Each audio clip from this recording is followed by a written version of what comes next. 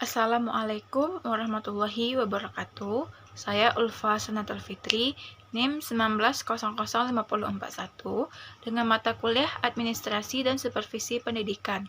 Baiklah, saya akan menyampaikan hasil analisis dari video yang berjudul Konsep Kepemimpinan.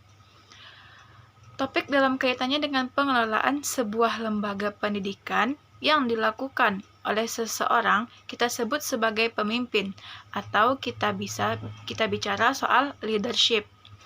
Kalau bicara soal leadership, nanti kita akan bicara soal teori-teori yang menyebabkan atau menjadi penyebab munculnya istilah kepemimpinan atau pemimpin.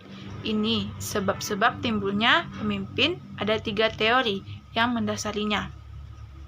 Yang pertama, teori-teori kepemimpinan, yaitu terdiri dari yang pertama, teori genetis atau teori yang mengindikasikan bahwa yang namanya pemimpin itu muncul karena dilahirkan.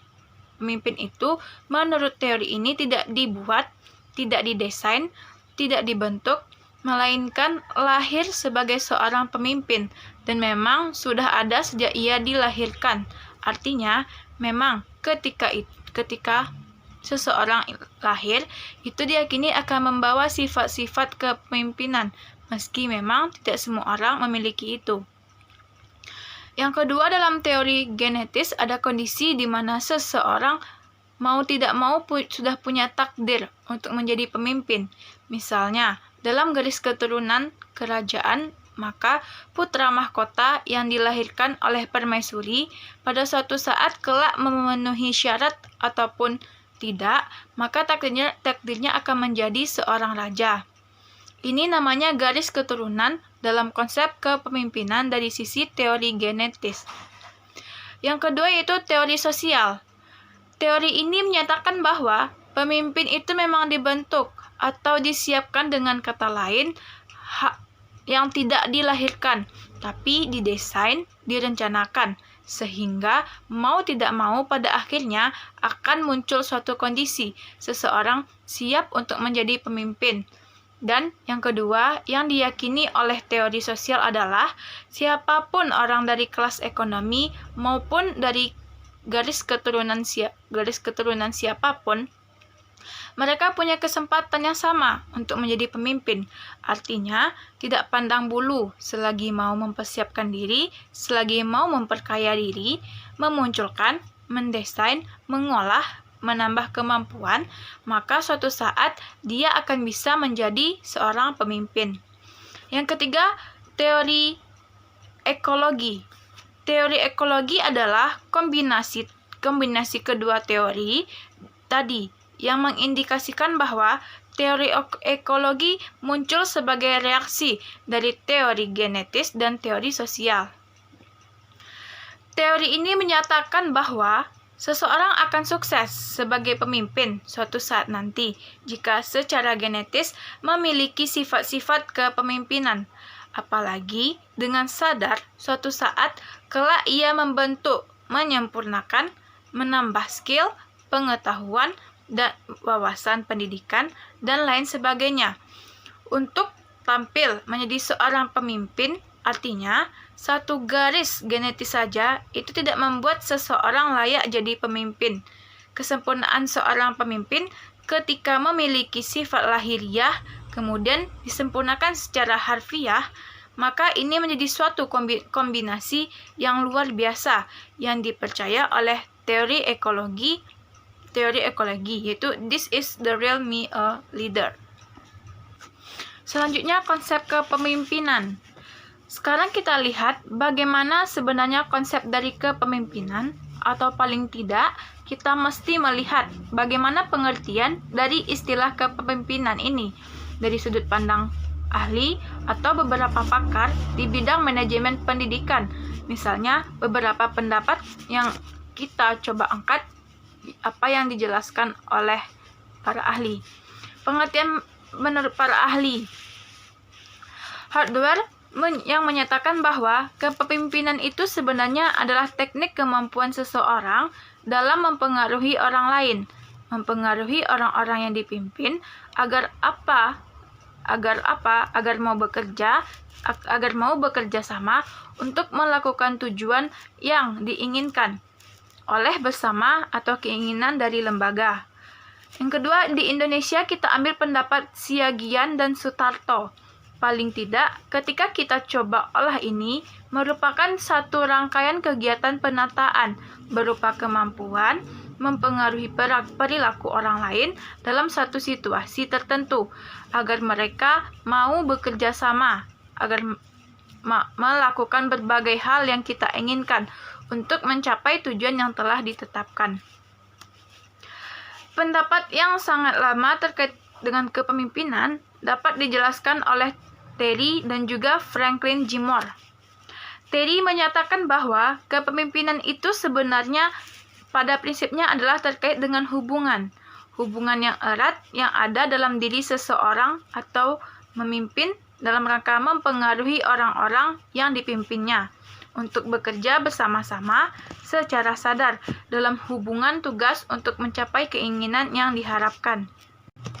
Sedangkan Franklin Gilmore menyatakan bahwa kepemimpinan itu adalah satu kemampuan skill yang membuat orang-orang bertindak sesuai dengan apa yang diinginkan oleh orang yang bersangkutan. Jadi, bisa kita simpulkan kemampuan kita dalam mempengaruhi orang lain yang dimaksud adalah orang-orang yang memang kita pimpin. Kalau dalam satu lembaga, karyawan, skill mempengaruhi mereka agar mau melakukan apa yang kita inginkan dalam konteks pekerjaan dalam rangka mencapai tujuan bersama.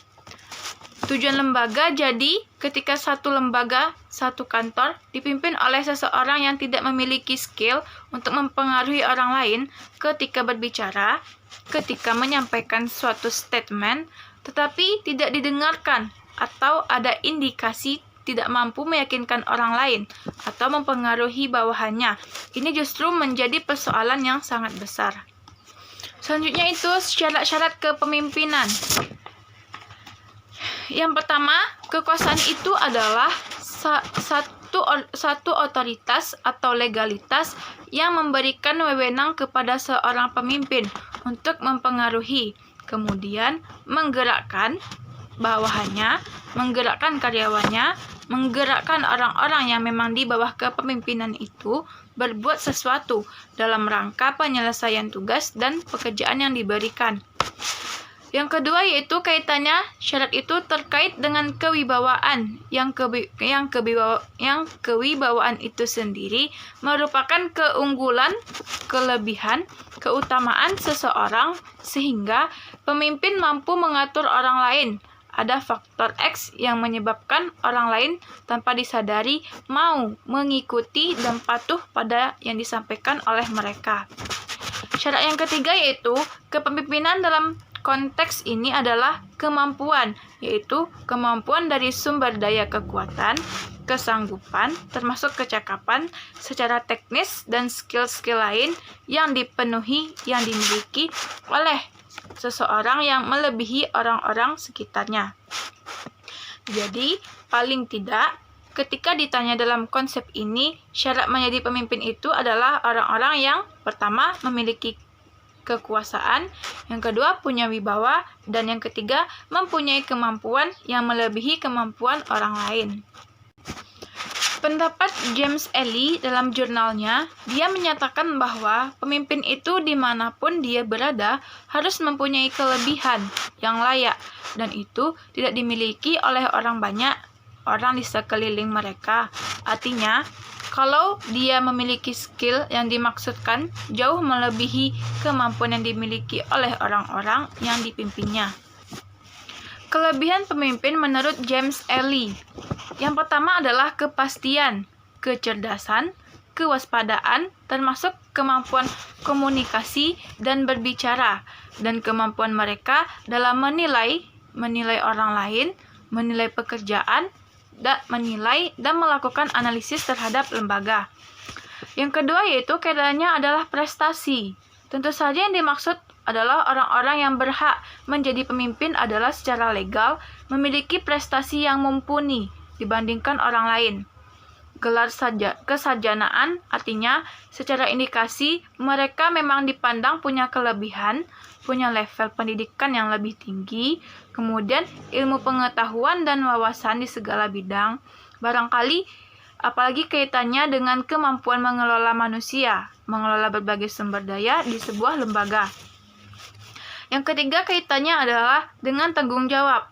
Ada keberanian, ada unsur ketekunan, kemandirian, kreativitas, keuletan, dan berbagai hal yang sebenarnya kalau harus disimpulkan adalah orang-orang yang memang memiliki kemampuan di segala hal. Meski tidak akan sempurna, tapi ada tuntutan bagi seseorang pemimpin itu adalah orang-orang yang dipandang lebih dibandingkan mereka-mereka yang akan dipimpin. Yang terakhir, dilihat adalah terkait dengan status kedudukan sosial ekonomi. Juga ada persoalan partisipasi aktif, memiliki stabilitas yang tinggi, dan lain sebagainya. Sekarang kita lihat bagaimana ciri-ciri kepemimpinan yang baik.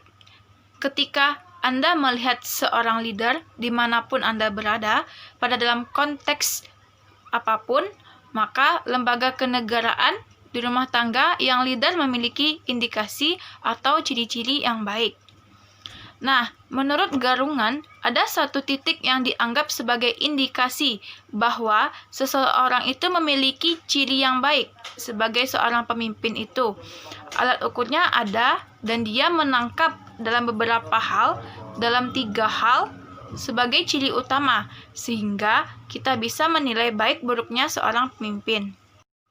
Ciri-ciri kepemimpinan. Yang pertama, memiliki penglihatan sosial. Artinya, pemimpin yang baik adalah pemimpin yang mampu melihat sekaligus merasakan berbagai gejala, mengerti berbagai gejala-gejala yang timbul dalam masyarakat sehari-hari dalam konteks hubungan sosial. Jadi, tidak serta-merta menerima, tetapi berbagai gejala bisa didesain, bisa dimaknai, kemudian dianulir dalam satu kesimpulan, memunculkan berbagai statement yang menghasilkan satu kebijakan berdasarkan apa yang dilihat. Yang kedua, kaitannya dengan kecakapan berpikir. Kecakapan berpikir abstrak yang dimaksud di sini artinya adalah seseorang pemimpin selayaknya mempunyai kemampuan otak yang cerdas, pintar, intelijensi yang tinggi. Kenapa? Karena memang mereka dibutuhkan pemikiran-pemikiran yang matang untuk mengambil berbagai kebijakan, memutuskan, dan ini butuh kemampuan berpikir, daya olah pikiran, dan otak yang tidak main-main. Jadi, seorang pemimpin harus dapat menganalisa berbagai persoalan, berbagai hal, kemudian memutuskan adanya gejala yang terjadi dalam kelompoknya, dalam lembaga, sehingga bermanfaat bukan hanya untuk satu dan 2 orang, tetapi untuk tujuan lembaga dan organisasi secara keseluruhan. Ciri-ciri yang ketiga yaitu kepemimpinan yang baik itu adalah keseimbangan emosi. Artinya, seseorang pemimpin harusnya adalah orang yang stabil secara emosi, tidak mudah naik darah, dan tidak mudah emosi. Mau berbuat ribut, menandakan emosinya belum mantap atau labil, sehingga menyulitkan ketika mengambil keputusan atau berhadapan pada kondisi-kondisi yang mau menuntut dia untuk mengambil keputusan yang baik. Selanjutnya, ada pemimpin formal dan pemimpin informal. Ada pula istilah pemimpin formal dan informal dalam masyarakat. Kita mengenal berbagai jenis kepemimpinan, seperti pemimpin negara, pemimpin agama, pemimpin seminar, dan sebagainya. Bahkan di rumah tangga juga ada pemimpin rumah tangga, sehingga dari berbagai jenis kepemimpinan ini semua bisa kita klasifikasikan dalam 2 kelompok besar. Ini akan kita bahas setelah ini. Kita menyebutnya kepemimpinan atau pemimpin formal atau formal, dan pemimpin non-formal atau informal. Pemimpin formal atau pemimpin formal. Pemimpin formal atau pemimpin formal adalah orang yang dalam sebuah organisasi atau lembaga ditunjuk sebagai pemimpin berdasarkan keputusan dan pengangkatannya. Sifatnya resmi, formal untuk memangku satu jabatan satu kedudukan dalam suatu struktur organisasi yang jelas, dengan segala hak, dengan segala kewajiban untuk mencapai tujuan organisasi atau lembaga yang sudah ditetapkan. Selanjutnya, ciri-ciri pemimpin formal. Yang pertama, pada statusnya sebagai pemimpin formal, dia ditunjuk oleh yang berwenang, artinya secara garis birokrasi dia ditunjuk. Yang kedua, cirinya adalah mempunyai dukungan atau mendapatkan atau memperoleh dukungan dari organisasi formal, kemudian mempunyai atasan. Yang ketiga, pemimpin formal adalah harus memenuhi berbagai persyaratan formal. Misalnya, segala sesuatu dengan disepakati dan ditetapkan oleh lembaga harus memiliki sertifikat, apa ijazah, apa pendidikan, apa mau, tidak mau harus memenuhi itu. Ketika itu menjadi satu dasar yang harus dilalui oleh seorang pemimpin. Ketika akan dipilih dan dipilah menjadi pemimpin, kemudian ada kondisi dia akan mendapatkan proses kenaikan pangkat atau jabatan, dapat dimutasikan, kemudian memperoleh imbalan atau gaji balas jasa berupa material, imaterial, dan segala macam dan berbagai hal lain menjadi prasyarat. Yang kedua, pemimpin informal. Pemimpin informal adalah seseorang yang tidak secara resmi ditunjuk, diangkat sebagai pemimpin. Tetapi yang jelas ini adalah satu bentuk kehormatan yang biasanya diberikan karena ia mempunyai kelebihan-kelebihan ditunjuk sebagai pemimpin sehingga mampu mempengaruhi kondisi psikis dan perilaku suatu kelompok atau banyak orang yang di sekeliling mereka.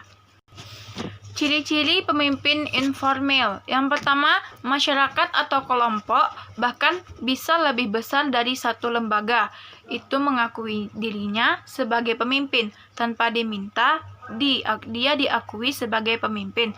Artinya, ada satu pengaruh yang luar biasa, pengaruh personal yang membuat dia akhirnya diterima dan diakui.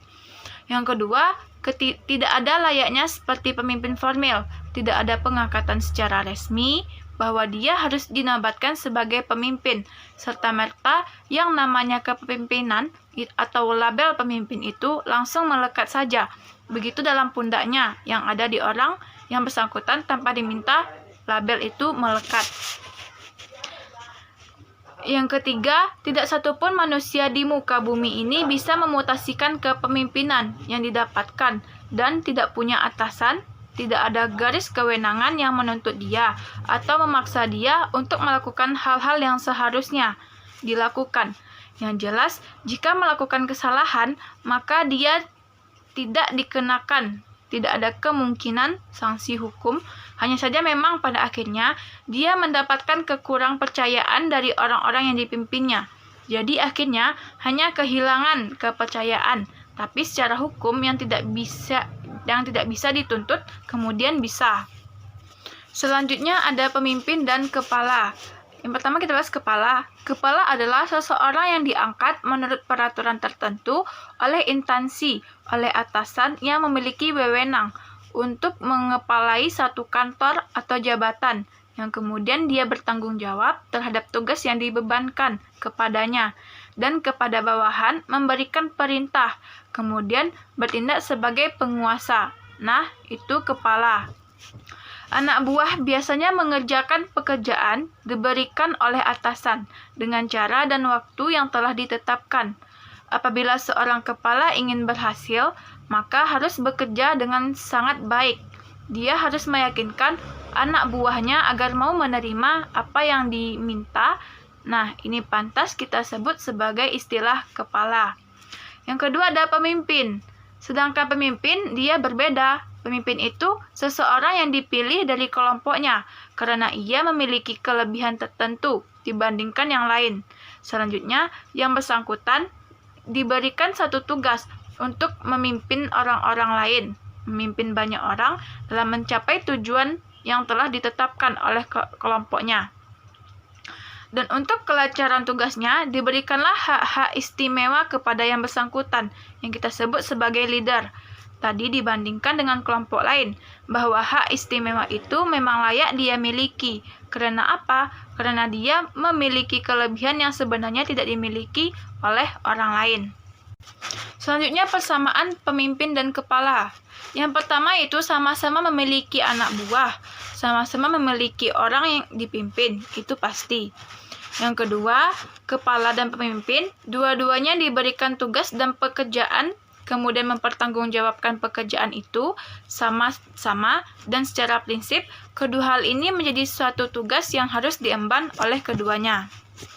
Perbedaannya, kepala diangkat oleh instansi atau kekuasaan tertentu, sedangkan pemimpin bukan diangkat, tetapi dipilih oleh mereka-mereka yang terlibat, justru mereka-mereka yang menjadi karyawan atau anak buah. Perbedaan yang kedua, kepala kekuasaannya berasal dari kekuatan peraturan dan kepuasan atasan, sedangkan pemimpin kekuasaannya menurut peraturan dan dilandasi pada kepercayaan orang-orang yang dipimpin. Yang ketiga, kepala tanggung jawab ke atasan, sedangkan pemimpin yang bertanggung jawab terhadap atasan juga harus bersedia bertanggung jawab kepada mereka-mereka yang dipimpin. Jadi, kepalanya ke atas, tapi yang namanya pemimpin ke semua lini ke atasan dan semua mereka yang disebut sebagai karyawan. Kita sampai ke bagian terakhir pertemuan kita kali ini, soal leadership, dan kita akan bahas soal kepemimpinan. Yang pertama kita lihat adalah persoalan pendekatan sifat diawali dari satu pemikiran yang kita sebut sebagai faktor turun-temurun, bahwa yang namanya pemimpin yang itu didasarkan pada garis keturunan. Kemudian dikembangkan adanya teori baru yang bernama psikokarakteristik teori, di mana timbul satu statement bahwa pemimpin itu dapat diciptakan melalui latihan, sehingga setiap orang mempunyai potensi untuk menjadi pemimpin. Yang kedua, pendekatan perilaku adalah satu konteks keberhasilan dan kegagalan seseorang. Yang dimaksudkan di sini adalah kegagalan dan keberhasilan seorang pemimpin yang dilakukan oleh gaya mereka dalam bersikap dan bertindak dalam mengambil berbagai proses kebijakan selama proses yang memimpin. Yang ketiga, pendekatan itu kita sebut sebagai pendekatan kontingensi. Dalam pandangan ini dikenal dengan Panbers way atau satu yang terbaik. Artinya adalah bahwa untuk mengurus suatu organisasi dapat dilakukan dengan paralel tunggal untuk segala situasi pada kenyataannya. Di tiap organisasi memiliki ciri khusus yang tidak sama. Bahkan, organisasi yang sejenis akan menghadapi masalah-masalah yang berbeda. Karena itu, sebenarnya tidak dapat dipimpin dengan perilaku tunggal untuk segala situasi yang situasinya sebenarnya juga berbeda. Situasi yang berbeda harus dihadapi dengan perilaku kepemimpinan yang seharusnya juga berbeda. Dan yang terakhir adalah pendekatan terpadu. Dalam pendekatan terpadu ini, menurut Shirley dan Blanchard, dia memadukan teori ke dalam pendekatan kepemimpinan situasional dengan dimaksud menunjukkan adanya kesamaan dari berbagai macam perbedaan di antara semua teori-teori yang muncul. Nah, teori yang dipadukan itu adalah yang pertama, satu perpaduan antara teori motivasi, jenjang kebutuhan, teori tingkat kematangan, bawahan, dengan pendekatan kepemimpinan situasional. Yang kedua, perpaduan antara teori motivasi dua faktor, dengan teori tingkat kematangan bawahan, dengan pendekatan situasional. Begitu juga dengan perpaduan antara 4 sistem manajemen, teori tingkat kematangan bawahan dengan pendekatan situasional. Ini barangkali yang menjadi satu pendekatan yang seringkali dimanfaatkan oleh banyak pemimpin dalam rangka mengambil berbagai macam kebijakan terkait dengan analisis-analisis masalah yang terjadi di lapangan. Nah, sekian dari saya.